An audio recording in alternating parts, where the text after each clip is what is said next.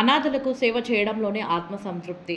మేడ్చల్ మల్కాజిగిరి జిల్లా వాసులు సామాజికవేత్త జింకా నాగులు ముదిరాజ్.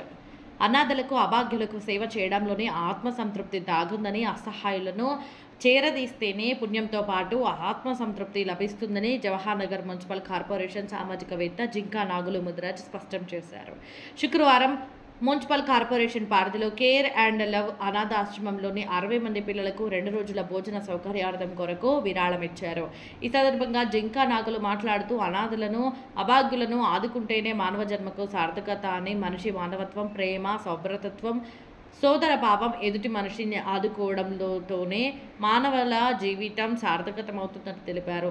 కార్పొరేషన్ పరిధిలోని పేదల అభ్యున్నతి కొరకు నిత్యం పాటుపడతానని, యువత సత్కారాలతో సమాజానికి ఉపయోగపడే మంచి కార్యక్రమాలు చేపట్టాలని పిలుపునిచ్చారు. కార్పొరేషన్ పరిధిలో గరీబులు ఎక్కువగా నివసిస్తున్నారని, వారి అభ్యున్నతి కొరకు వీలైనంత వరకు సహాయం చేయాలన్నారు.